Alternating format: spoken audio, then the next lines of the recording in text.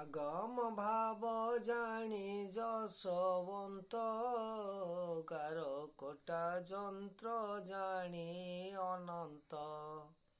আগত ନାଗତ ଚ୍ୟୁତ ଭଣି, ବଳରାମ ଦାସ ତତ୍ତ୍ୱ ବଖାଣି। ଭକତି ଭାବ ଜାଣି ଜଗନ୍ନାଥ, ପଞ୍ଚ ସଖାଏ ଓଡ଼ିଶା ମହନ୍ତ। ପଞ୍ଚସଖା ହେଉଛନ୍ତି ଓଡ଼ିଶା ମହନ୍ତ। 5 ଜଣ କ'ଣ କ'ଣ? ବାୟୁ, ଜଳ, ଅଗ୍ନି, ସ୍ଥଳ ବା ଊର୍ଦ୍ଧ୍ୱ ବା ଆକାଶ। ତେଣୁ ଭାଇମାନେ ସମସ୍ତେ ଜାଣିବା ଦରକାର, ପଞ୍ଚସଖା ହେଉଛନ୍ତି ଶରୀର ରୂପରେ ଅଛନ୍ତି ବା ଜନ୍ମ ଜନ୍ମାନ୍ତରରେ ଜନ୍ମ ନେଇଛନ୍ତି, ଯୁଗ ଯୁଗାନ୍ତରରେ। ଆଉ ପଞ୍ଚସଖା ହେଉଛନ୍ତି ପଞ୍ଚଭୂତ କହିଲେ ଚଳେ। ତେଣୁ ବାୟୁ, ଜଳ, ଅଗ୍ନି, ସ୍ଥଳ, ଆକାଶ, ଏଇ ପଞ୍ଚଭୂତରୁ ଆମେ ବାଦ ଯାଇପାରିବାନି। କାରଣ ପିଣ୍ଡ ବ୍ରହ୍ମାଣ୍ଡ ଏକମତ ଜାଣନ୍ତି ସୁଜ୍ଞାନୀ ପଣ୍ଡିତ। ତେଣୁ ସୁଜ୍ଞାନ, ଆମେ ଅନେକ ପାଠ ପଢ଼ିଛେ, ଅନେକ ଜ୍ଞାନ ଅର୍ଜନ କରିଛେ, IAS OAS ଚାକିରି କରିଛେ, ଇଂଲିଶରେ କଥାବାର୍ତ୍ତା କରୁଛେ, କିନ୍ତୁ ଓଡ଼ିଆ अस्ମିତାରୁ ଆମେ ଅନେକ ଦୂରରେ ରହିଛେ। ତେଣୁ ଆଗମ ଭାବ ଜାଣେ ଯଶୋବନ୍ତ, ଗାର କଟା ଯନ୍ତ୍ର ଜାଣେ ଅନନ୍ତ। ଆଗତ ଆଉ ନାଗତ। ଆଗତ ନାଗତ କ'ଣ? ଅଚ୍ୟୁତ କିନ୍ତୁ ଭଣନ୍ତି। ବଳରାମ ଦାସ ତାଙ୍କୁ ତତ୍ତ୍ୱରେ କୁହନ୍ତି। ଆଉ ଭକ୍ତିର କଥା ଜାଣନ୍ତି ଜଗନ୍ନାଥ ଦାସ। ଏ ପଞ୍ଚ ସଖାଏ ଓଡ଼ିଶା ମହନ୍ତ। ସାଙ୍ଗଟି ମୋତେ ପଚାରିଲା, କଳିଯୁଗ କେବେ ସରିବ? ଅଚ୍ୟୁତାନନ୍ଦ ପଞ୍ଚସଖା ମାନେ ସମସ୍ତେ ଲେଖିଛନ୍ତି। ଆମେ ଏମିତି ପାଠ ପଢ଼ିଲେ ଯେ ପଢ଼ିକା ଖଣ୍ଡିଆ ଖାବଡ଼ା ହେଇକି ଲାଷ୍ଟକୁ ସିରିଏଲରେ, ଫିଲ୍ମରେ, ନାକ ଦେଇକି ତାକ ଦେଇକିରି ଆମେ ସମସ୍ତେ ମାତିଲେ। ଆମେ ପ୍ରକୃତର ଅର୍ଥ ତତ୍ତ୍ୱ କିଛି ଆମେ ବୁଝିଲେନି କି ଆମେ ସେ ଅପାଠ ପଢ଼ିପାରିଲେନି। ଅପାଠ ହେଲା ଆଦ୍ୟ ପାଠ।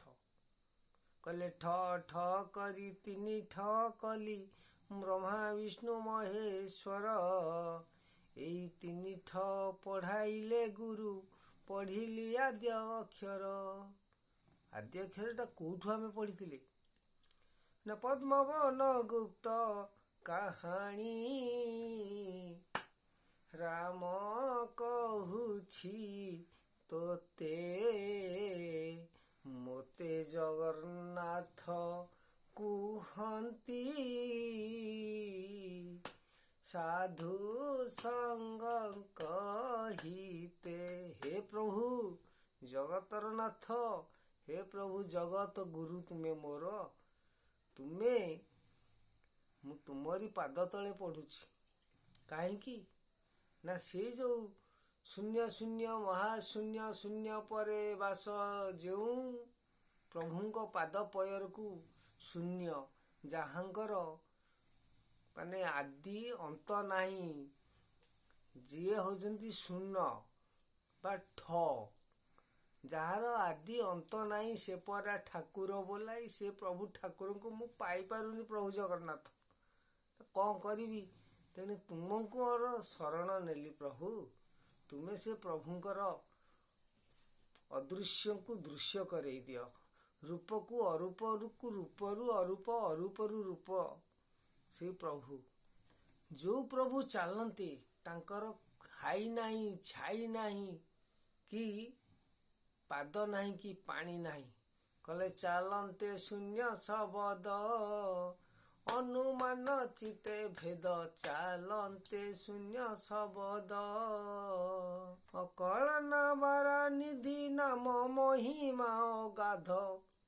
ଯେମିତି ଆମେ କୁହନ୍ତିନି ପୋଖରୀ ନଦୀରେ କୋଉଠି ଗାଧେଇ, ବାବାରେ ଅଗାଧ ପାଣି, ଥଳକୂଳ ମିଳିବ ନାହିଁ। ସେମିତି ନାମ ମହିମା ଅଗାଧ, ଚାଲନ୍ତେ ଶୂନ୍ୟ ଶବଦ।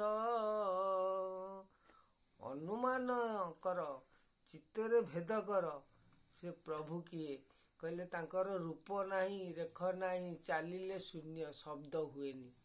ନିଶବଦ ଘରୁ ଶବଦ ରାମ ଶ୍ରୁତି କରିବୁ।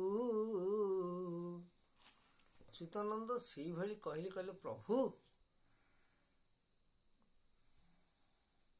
ମୁଁ ମାତା ଗର୍ଭେ ଥାଇ, କହିଲେ ପଦ୍ମବନ ଗୁପ୍ତ କାହାଣୀ ରାମ କହୁଛି ତୋତେ।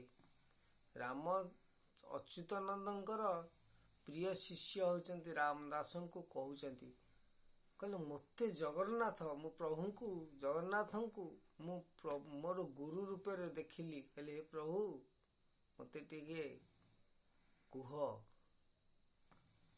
ତେଣୁ ଅଚ୍ୟୁତାନନ୍ଦ କହିଲେ ମୋତେ ଜଗନ୍ନାଥ କୁହନ୍ତି ସାଧୁ ସଙ୍ଗଙ୍କ ହିତେ, ସାଧୁମାନଙ୍କ ପାଇଁ।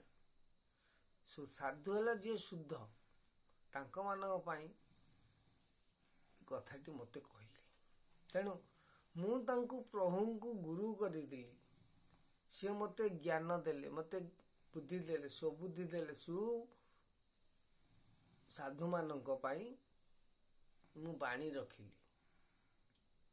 କିନ୍ତୁ ଯେଉଁ ପ୍ରଭୁ ନିରାକାର, ତାଙ୍କର ନାହିଁ ଆକାର, ସିଏ ହେଉଛନ୍ତି ମହାସମୁଦ୍ର ସାଗରର ବାଲି ସଦୃଶ୍ୟ।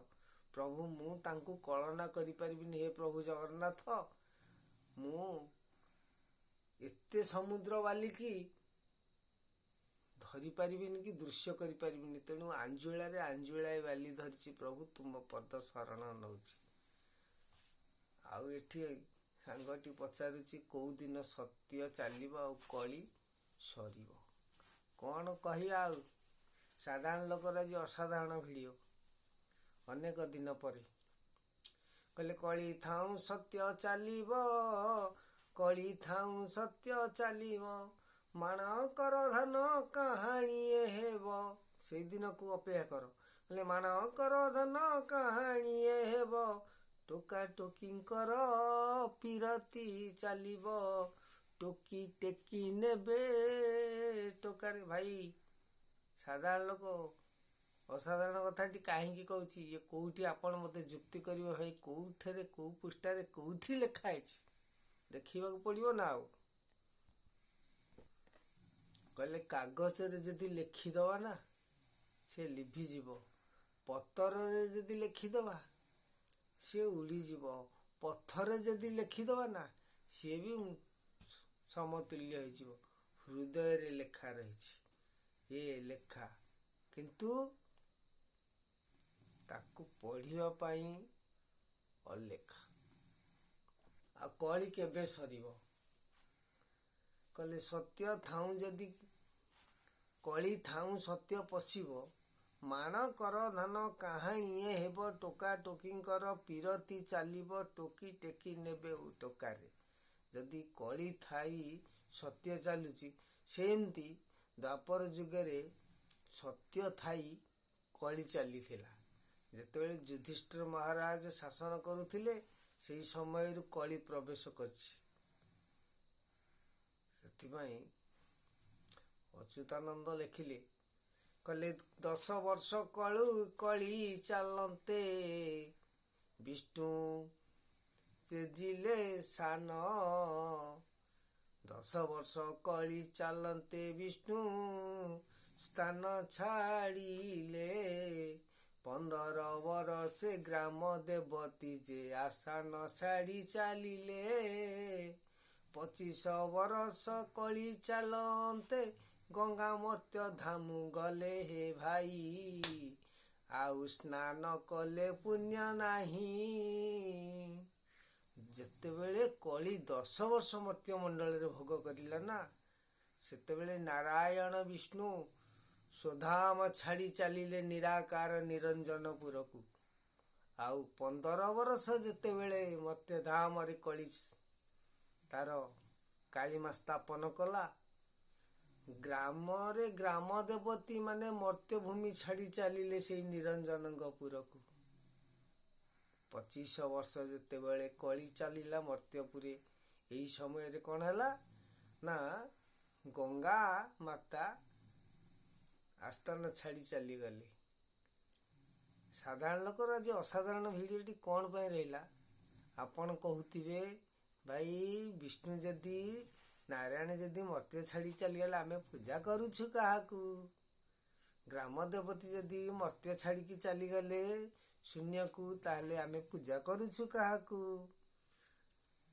ଆଉ ଗଙ୍ଗା ମାତା ଯଦି ମର୍ତ୍ତ୍ୟ ଛାଡ଼ିକି 15-25 ବର୍ଷରେ ମର୍ତ୍ତ୍ୟ ଧାମ ଛାଡ଼ିକି ଚାଲିଗଲେ, କଳି ଯେତେବେଳେ ପ୍ରବେଶ କଲା, ତାହେଲେ ଆମେ ସ୍ନାନ କରୁଛୁ କେମିତି? ଆରେ ଭାଇ, ବାପା ମରିଗଲା ପରେ ଫଟୋ ପୂଜା କରୁଛ ଯେମିତି, ଇଏ ହେଉଛି ସେମିତି ସାଧାରଣ ଲୋକର ସାଧାରଣ କଥା। ପ୍ରଭୁ ମନ ଭ୍ରମରାରେ ଭ୍ରମରେ ପଡ଼ିଛେ, ଆମ୍ଭେ ସମସ୍ତେ ଭ୍ରମରେ ପଡ଼ିଯାଇଛେ ଭାଇ। ଭ୍ରମରା ଭଳି ଯେମିତି ଭଁରଟି କହିଲା, ମନ ଭ୍ରମରାରେ ଭ୍ରମରେ ପଡ଼ିଲୁ ଯାଇ, କୁସୁମ ପତ୍ରକୁ ଫୁଲମଣି ତୁହି ଭ୍ରମି ଗଲୁ ଯେଉଁ ଥାଇ। ମନ ଭ୍ରମ ମାନେ କୁସୁମ ଗଛ ଜାଣିଥିବେ, ଗୋଟେ ପତ୍ରଟା ପୁରା ନାଲିଆ ଦିଶେ। ଭ୍ରମର ଭାବିଲା ଏଇଟା ଭଲ, ବହୁତ ଫୁଲ ଫୁଟିଛି, ମୁଁ ବି ଦେଖିଲା ସବୁ ପତ୍ର। ସେମିତି ଆମେ ସବୁ ଭ୍ରମରେ ପଡ଼ିଛେ ଭାଇମାନେ। 2026 ଆରମ୍ଭ ହେଇଗଲା।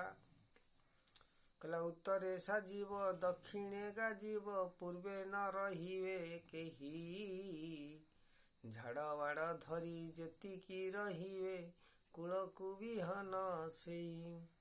ଝାଡ଼ ବୋଲି ତୁହି ଯାହାକୁ କହୁଛୁ, ତୋର ପରିବାର ସେହି। କଣ୍ଟକିତ ବୃକ୍ଷ ଯାହାକୁ ମଣୁଛୁ, ଲୋଭ ମୋହ ମାୟା ସେହି।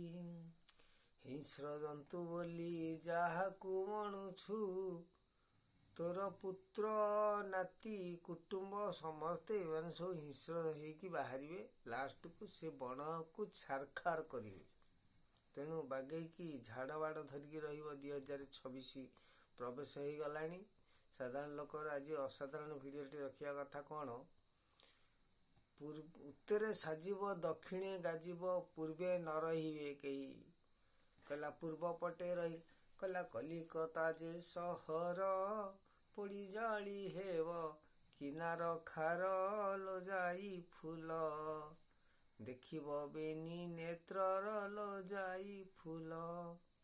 ତେଣୁ ପୂର୍ବ ପଟେ ଆରମ୍ଭ ହବାକୁ ଯାଉଛି ଅତି ଶୀଘ୍ର,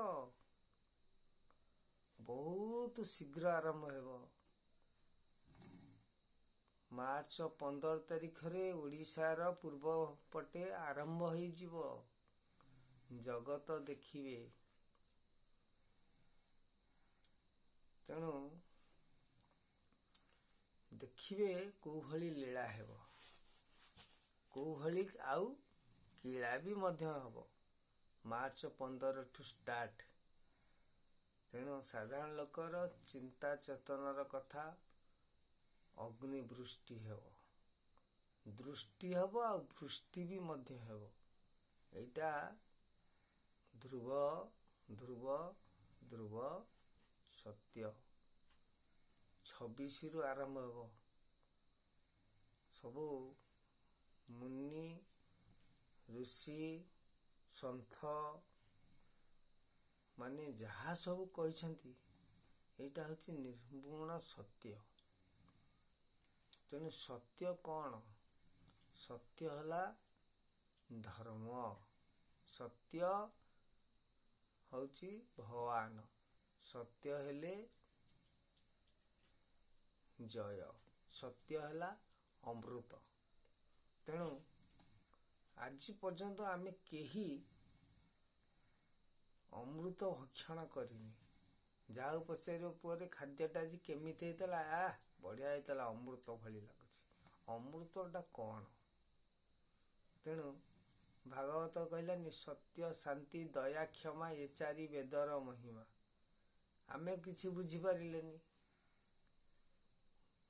ଗୁଡ଼ାଏ କୁହନ୍ତି ଚିତା ତିଳକ ମାରିକି, ଚିତା ତିଳକ ମାରିଦେବେ, ପୁରା ଗେରୁଆ ଗାମୁଛାଟି ପକେଇଦେବେ, କହିବେ ଜାଣିଛ ଭାଇ, ମାଳି ଫାଳି ଯାହା ପକେଇକି କହିବେ ଆମେ ହଉଛୁ ବ୍ରହ୍ମଚାରୀ ଲୋକ।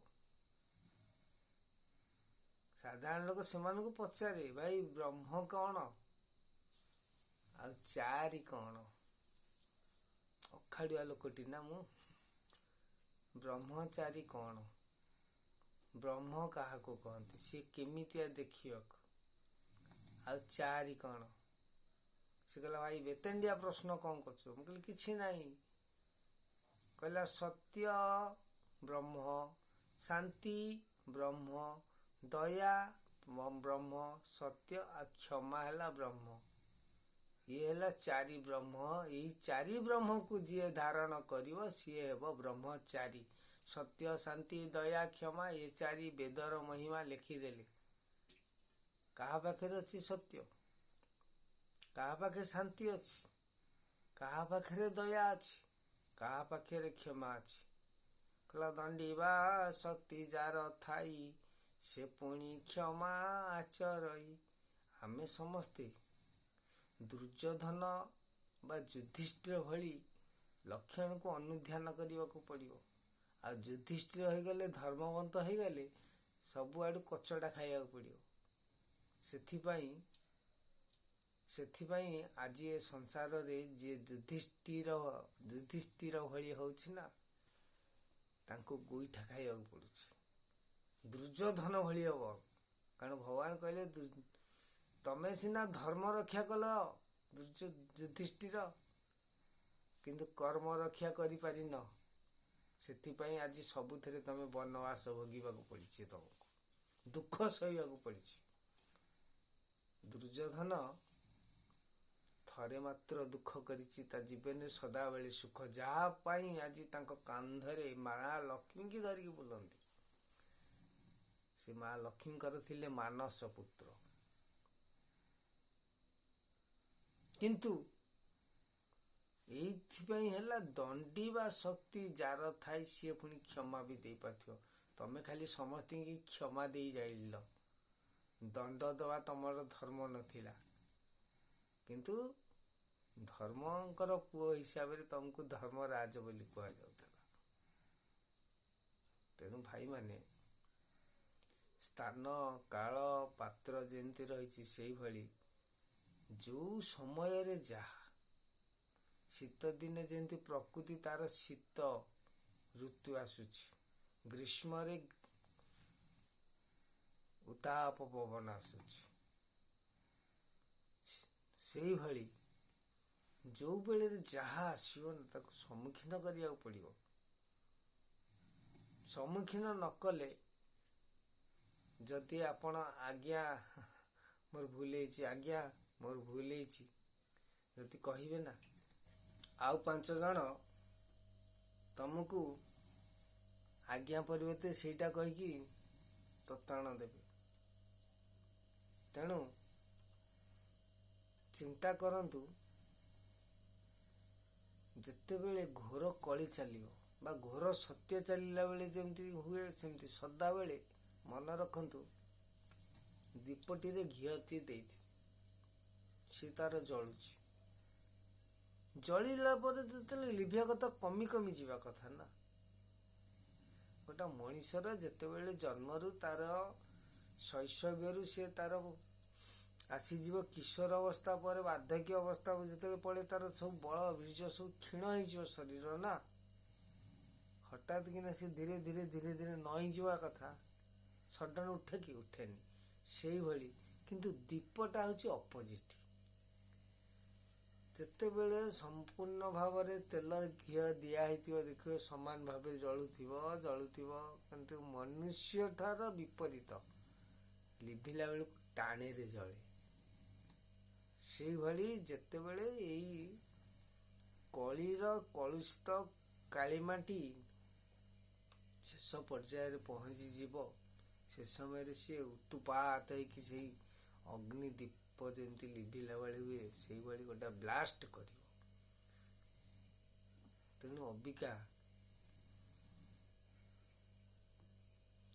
ପୂର୍ବ କହିଲେ କୋଉଟା, ଆମେ କେମିତି ନିର୍ଣ୍ଣୟ କରିବା? ମୁହଁ ଯୁଆଡେ ପଥ ସିଆଡେ। ମନ ଆଗ ସାମ୍ନାଟି ହଉଛି ଆମର ପୂର୍ବ ଭାଗ, ପଶ୍ଚିମ ପଛ ଭାଗ।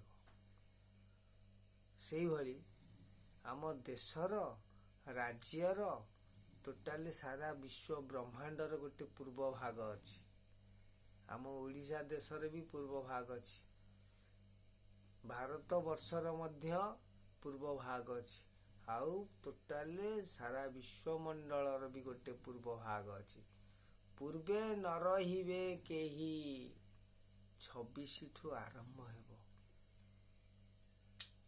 ଦେଖିବେ, ଏଇଟା ସତ୍ୟ।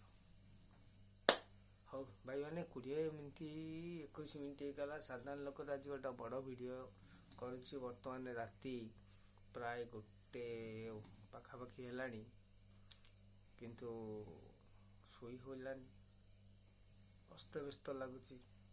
ଯେମିତିକି ଆମ ଓଡ଼ିଶାଟା ଧ୍ୱଂସ ହେବାକୁ ଯାଉଛି, ଆଉ ଅଳ୍ପ ସମୟ ରହିଲା ଭଳିଆ, ଯେମିତି ଡିବି ଦେହରୁ ତେଲ ସରିଲା ଭଳିଆ ସେଇଭଳି ଲାଗୁଛି। କିଛି ଗୋଟେ ଘଟଣା ଘଟିଯିବ, ଅତି ନିକଟତର ହେଲାଣି। କାରଣ ଆଗକୁ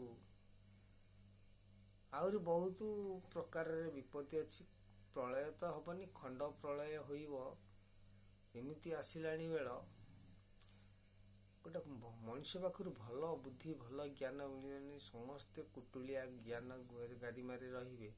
ଯେତେବେଳେ ଆପଣ ଗୋଟେ ଯେତେ ଭଲ ମଣିଷ ହୁଅନ୍ତୁ ବା ଯେତେ ଶୁଦ୍ଧ ଜାଗା ବା ମନ୍ଦିର ବା ଶ୍ମଶାନରେ ବସନ୍ତୁ, ଦେଖିବେ ଚାରିଆଡ଼େ ଯଦି ଦୁର୍ଗନ୍ଧ ହବ, ଭଗବାନ ଦେଇଛନ୍ତି ନା ପାଦଟି, ତେଣୁ ସିଏ ବି ମଧ୍ୟ ସେଇଟା ଭକ୍ଷଣ କରିବ ଅଟୋମେଟିକ୍। ଖାଦ୍ୟ ବା ପବନ ବା ମତି କିଛି ରହିବନି, ସବୁ ଏଠି କୁମତିରେ ସଂସାର ଏଇନା ଚାଲିବ। ଏଇ 2.5 ବର୍ଷ ଏମିତି ହେବ। ଆଉ ବର୍ଷର 2.5 ମାସ, 2.5 ମାସ କହିଲେ କାହାକୁ ବୁଝିବ? ଜାନୁଆରୀ 2026 ଗଲା, ଫେବୃଆରୀ 2026 ଯିବ, ଆଉ କିଏ ରହିଲା? ମାର୍ଚ୍ଚ 15 ତାରିଖ ଯାକେ ଆମେ ଷ୍ଟାର୍ଟିଂଟାକୁ ରଖିଲେ, ଆଗକୁ ମାର୍ଚ୍ଚ 15ଠୁ ସିଆଡ଼କୁ କ'ଣ ହେବ? ସାରା ବିଶ୍ୱ ବ୍ରହ୍ମାଣ୍ଡ ଦେଖିବ, ଭାରତ ବର୍ଷ ଦେଖିବ, ଓଡ଼ିଶାବାସୀ ଦେଖିବ। ଏଇଭଳି ବର୍ତ୍ତମାନ ୱାର୍ଲଡ କପ୍ ଖେଳ ଚାଲିଛି। ଖେଳ ଭିତରେ ବି ଭବିଷ୍ୟତ ଲେଖା ହେଇଛି। ମାନେ କୋଉ ଭଳି ପରିବର୍ତ୍ତନ ହେଉଛି, ପୃଥିବୀଟା ଓଲଟୁଛି। କ'ଣ ଆପଣ ମାନେ ଭାବୁଥିବେ, ଆପଣ ଯଦି ପୃଥିବୀଟା ଓଲଟିଗଲା, ତାମାନେ ଆପଣ ଗୋଡ଼ରେ ଚାଲୁଛନ୍ତି, ମୁଣ୍ଡରେ ଚାଲିବେ, ଗାଣ୍ଡି ଉପରକୁ କରିବେ? ନାଇଁ, ସେ ଜିନିଷ ନୁହଁ। ସାଧାରଣ ଲୋକ ଭାଷା ଏଇଭଳି, ସେ ଜିନିଷ ନୁହଁ। ଚିନ୍ତା କରନ୍ତୁ, ମାନେ ପରିବର୍ତ୍ତନକୁ କହନ୍ତି ଓଲଟିବା। ତେଣୁ ଅବିକା ପରିବର୍ତ୍ତନର ବେଳ 2026ଟି ହେଲା, ପରିବର୍ତ୍ତନ ହେବ। ସାଧାରଣ ଲୋକର ଅନେକ ଭିଡ଼ିଓ ରହିଛି, ନିଜ ମତିର କଥା। ତେଣୁ ଏହା ହିଁ ସତ୍ୟ, ପରିବର୍ତ୍ତନ ଆସିଗଲା। ଆଉ 2.5 ମାସ ପଶୁ ପଶୁ ପରିବର୍ତ୍ତନ ସାଙ୍କେତିକ ଦେଖେଇବ। କେତେ ଦୁଃଖ ଦୁର୍ଦ୍ଦଶା ଭୋଗ କରିବାକୁ ପଡ଼ିବ ମାର୍ଚ୍ଚ 15 ତାରିଖରୁ।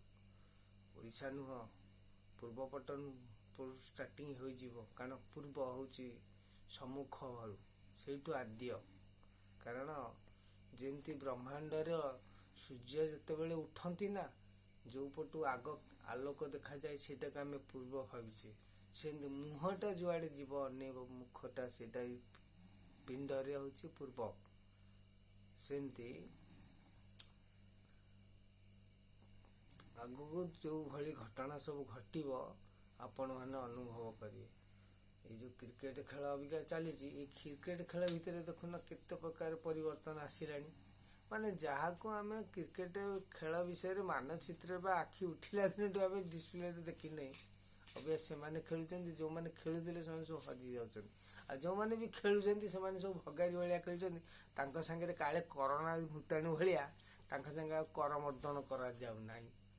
ସେଥିପାଇଁକା ଅଚ୍ୟୁତାନନ୍ଦ ବି ଲେଖିଥିଲେ ତାଙ୍କର ପଞ୍ଚସଖା ମାନେ, ହେଲେ କଣ୍ଡୁକ ଖେଳରୁ ଲୀଳା ଚହଟିବ, ଶୁଣରେ ବାରଙ୍ଗ ତୁହି, ଜମ୍ବୁଦ୍ୱୀପ ପରେ ସନାତନ ଧର୍ମ ସ୍ଥାପନ ହୋଇବ ଯାଇ। କଣ୍ଡୁକ ଖେଳ ଦ୍ୱାପର ଯୁଗରେ ଖେଳୁଥିଲେ, ଯେତେବେଳେ କୃଷ୍ଣ ତାଙ୍କର ସାଙ୍ଗସାଥୀ ଗହଣରେ ଗୋପାଳ ସାଙ୍ଗମାନଙ୍କ ସହିତ ଯେଉଁ ପେଣ୍ଡୁ ଖେଳୁଥିଲେ, ସେଇ ପେଣ୍ଡୁ ଖେଳର ଲୀଳାଟି ଏଇ ଭାରତ ବର୍ଷରେ ପୁଣି ହେବ, ଯେଉଁଟାକି ଆମର ଜାତୀୟ ଖେଳ ହେଉଛି ହକି। ସେଇ ପେଣ୍ଡୁ କିନ୍ତୁ ଆମର ଟିକେ ବଙ୍କାବାଡ଼ି। ଆଉ ଏ ବଙ୍କାବାଡ଼ିର କଥା ପଡ଼ିନି। ପେଣ୍ଡୁ ଉପରେ କୁହାଯାଇଛି ବର୍ତ୍ତମାନ ହକି ଆମର ନିଜର ମାତୃଭୂମିର ଖେଳ। ସେ ଖେଳ ହବନି, ଖେଳଟେ ହେବ ଯେଉଁ ବିଦେଶୀମାନଙ୍କ ଦ୍ୱାରା ଆମେ ଶୋଷିତ, ଲୁଞ୍ଛିତ, ଲାଞ୍ଛିତ ହେଇଥିଲେ ସେଇମାନଙ୍କ ଖେଳ ଆଜି ଆମେ ବିଶ୍ୱବିଖ୍ୟାତ କରେଇବା। ଏଇଥିରୁ ଲୀଳା ପ୍ରବେଶ ହେବ। ଦେଖିବେ ଭାରତକୁ ସେଇଠୁ ସମସ୍ତେ ଶ୍ରେଷ୍ଠ ମଣିବେ। ଆଉ ବିଶ୍ୱ ଗୁରୁ ହେଇଗଲା ନା, ତେଣୁ ଗୁରୁ ଯେତେବେଳେ ଯାହା ପଢ଼େଇବେ ସେଇଟାକୁ ପଢ଼ିବାକୁ ପଡ଼ିବ। କାରଣ ନା ଠ ଠ କରି ତିନି ଠ କଲେ ବ୍ରହ୍ମା ବିଷ୍ଣୁ ମହେଶ୍ୱର। ଏଇ ତିନି ଠ ପଢ଼ାଇଲେ ଗୁରୁ ପଢ଼ିବେ ଆଦ୍ୟ ଅକ୍ଷର। ଗୁରୁ ଯେତେବେଳେ ପଢ଼େଇ ଦେବେ ତିନିଟା ଠ ପଢ଼େଇ ସାରିଲା ପରେ ଆଦ୍ୟ ଅକ୍ଷର ସମସ୍ତେ ଘୋଷିବେ ସାରା ବିଶ୍ୱ ବ୍ରହ୍ମାଣ୍ଡକୁ। ଗୁରୁ ଭାରତ ହେବ ବିଶ୍ୱଗୁରୁ। ତେଣୁ ବିଶ୍ୱର ସମସ୍ତିଙ୍କି ସିଏ କରିବେ। ତେଣୁ ସବୁ ଧର୍ମ ହେବ ଶୂନ୍ୟ, ଶେଷରେ ହୋଇବ ଏ ସନାତନ। ଧର୍ମ ସ୍ଥାପିବେ କିଏ? ନା ସେ ନାରାୟଣ। ନାରାୟଣ କାହାକୁ କହୁଛି? କେତେ ଜଣ ନାରାୟଣ ଅଛନ୍ତି? କହିଲେ ଘଟେ ଘଟେ ପିଣ୍ଡେ ପିଣ୍ଡେ ଅଛନ୍ତି ଯେ ରହି। ଚେତିବୁରେ ବାବୁ ତୋତେ ଦେଉଅଛି କହି। ହୃଦୟ ମଧ୍ୟରେ ସେହି ଯାଉଛି ଆଉଛି। ବାରଣ ନହୁଛି ସେଉ ଶୂନ୍ୟରେ ରହିଛି।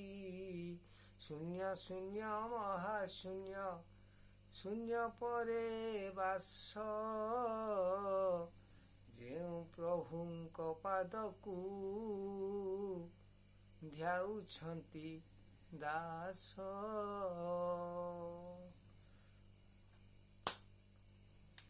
ଭାଇମାନେ, ସାଧାରଣ ଲୋକର ଆଜି ଅସାଧାରଣ ଭିଡ଼ିଓ ଏଇଠି ରଖୁଛି। କହିଲେ ତ ସରିବନି। ପ୍ରଭୁଙ୍କର ଚିନ୍ତା ଚେତନର କଥା ନା ପୋଥିରେ ପାଇବା ନା ନଥିରେ ପାଇବା, କିନ୍ତୁ ଗୋଟିଏ ଜାଗାରେ ଅଛି ଯେଉଁଟାକି ମତିରେ। ନମସ୍କାର ଭାଇମାନେ, ଭିଡ଼ିଓଟି ଦେଖିବେ, କ୍ଷମା କରିବେ, ବହୁତ ବଡ଼ ହେଇଗଲା, କ'ଣ କରିବା। ଟିକେ ଦେଖିବେ, ସେୟାର ଲାଇକ୍ ଯାହା କରିବା କଥା କରିବେ। ରହିଲି ଭାଇମାନେ, ନମସ୍କାର।